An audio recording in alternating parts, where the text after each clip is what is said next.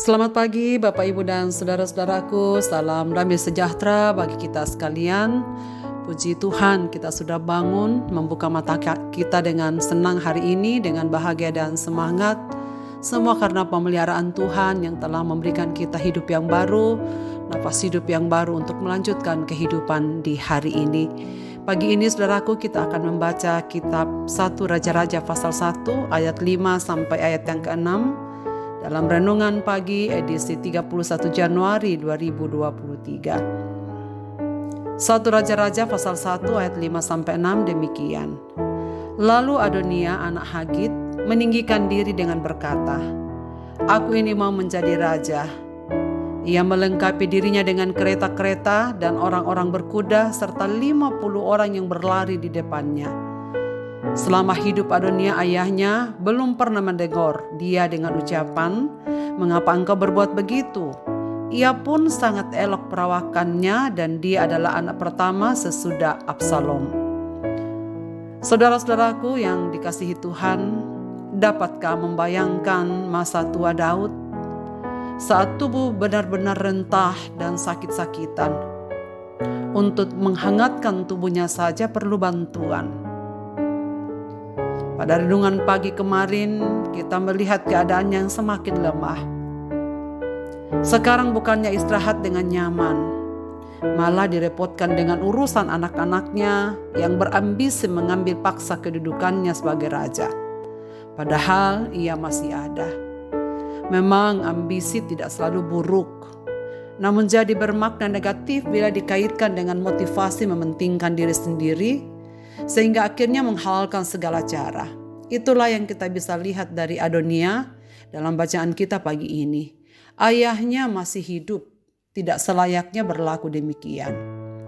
Secara garis keturunan memang Adonia bisa saja menjadi putra mahkota.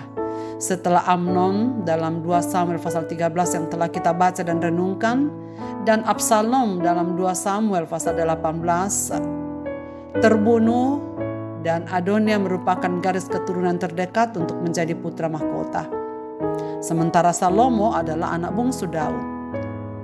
Namun Nabi Nathan dan para pahlawan yang selama ini mendukung kepemimpinan Daud tidak tinggal diam melihat ambisi Adonia yang berbahaya itu. Maka Nathan bersama Batseba mengingatkan Raja Daud mengenai janji yang pernah ia berikan bahwa Salomo lah yang akan mewarisi tahtanya.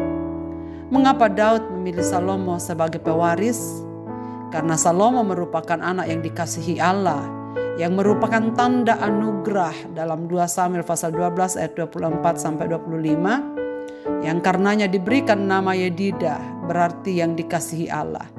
Salomo berarti Shalom, damai sejahtera. Mungkin saja Adonia menyadari hal itu, namun Adonia memiliki ambisi untuk menggantikan Daud sebagai seorang kakak dari Salomo. Ambisi yang sebenarnya sah-sah saja, ternyata hendak diwujudkannya dengan cara yang tidak terpuji. Ini jadi membongkar motivasi Adonia menjadi raja, yaitu mendapatkan kekuasaan. Andai Adonia berhasil, bisa dibayangkan bagaimana ia akan menyingkirkan semua orang yang berpotensi menjadi saingannya, sebagaimana yang sudah diantisipasi oleh Nathan. Mengapa cara Adonia disebut salah? Karena selama Daud menjadi raja, tindakan Adonia mengangkat diri sendiri sebagai raja merupakan tindakan makar. Seolah-olah Adonia menganggap Daud sudah mati, sehingga ia berhak naik tahta, kecuali jika Daud mengangkatnya sebagai raja. Saudara sekalian, namun hal menarik yang kita patut cermati di ayat 6 yang kita baca tadi, bahwa selama hidup Adonia ayahnya belum pernah menegur dia dengan ucapan, "Mengapa engkau berbuat begitu?" Dalam hal ini Daud. Ayat ini menunjukkan betapa Daud terlalu lembek kepada anak-anaknya. Harusnya sedari kecil anak-anaknya diajar disiplin dengan baik. Daud harus dengan tegas mengajarkan batasan-batasan kepada anak-anaknya. Batasan moral, mana yang baik, mana yang buruk sejak dari kecil. Harusnya diajari batasan tata krama yang sopan dan yang kurang sopan, agar anak-anak dapat menghargai dan menghormati orang tuanya. Rupanya Daud gagal dalam hal ini. Karena itu ayat 6 mengatakan ayahnya belum pernah menegur dia. Mengapa engkau berbuat begitu? Hingga saat kematiannya, Daud mengalami kesulitan dengan anak-anaknya.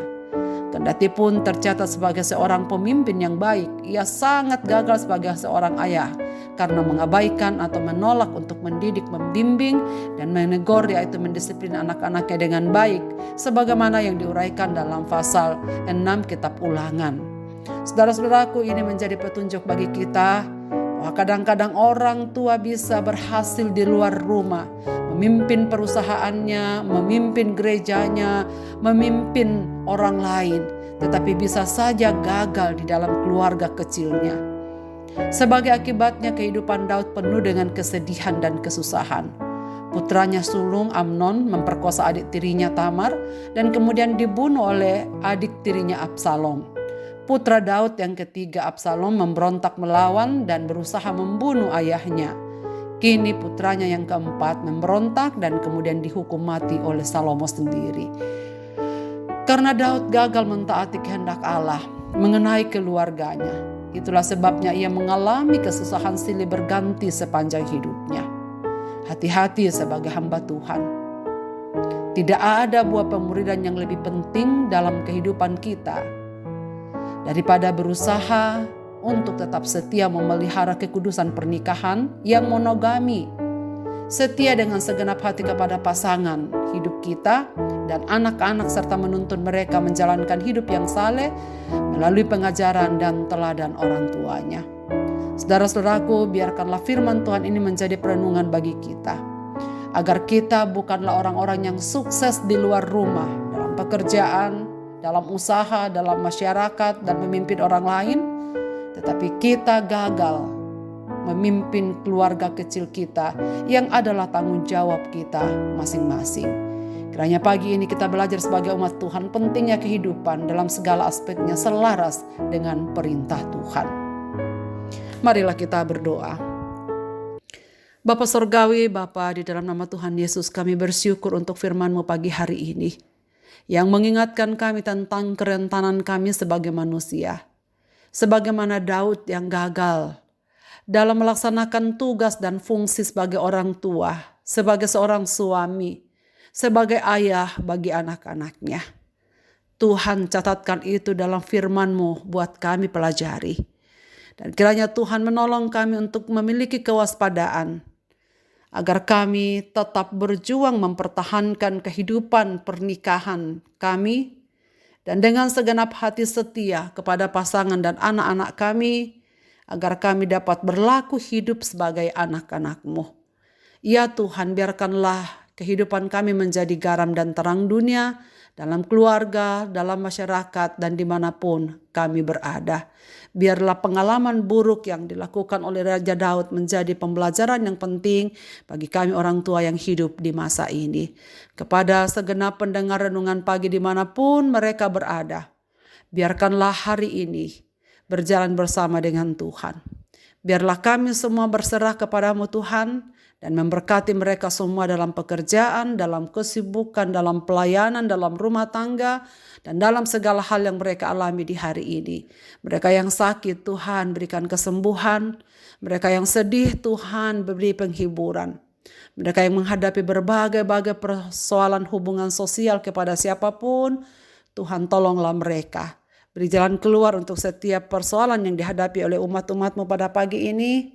Berkati usaha-usaha mereka, berkati pekerjaan mereka mencari nafkah, supaya segala sesuatu yang kami lakukan di hari ini berkenan kepada Tuhan. Dengarlah doa kami ya Bapa, kami berseru kepada-Mu dalam Kristus Tuhan Juru Selamat kami. Amin. Selamat beraktivitas Bapak, Ibu, dan saudara-saudaraku. Tuhan Yesus memberkati kita sekalian.